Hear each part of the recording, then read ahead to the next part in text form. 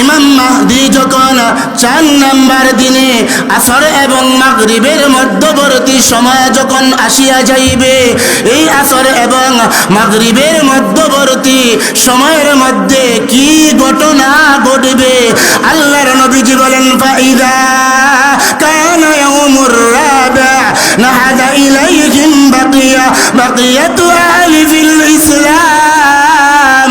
আল্লাহর নবীজি বলেন, আমার ইমাম মাহদী যখন 4 নম্বর দিনে আসর এবং মাগরিবের মধ্যবর্তী সময় যখন আসিয়া যাইবে, আমি আল্লাহ আমার ইমাম মাহদীর কাছে সারা বিশ্বের বিজয়ের পতাকা তুলিয়া দিব।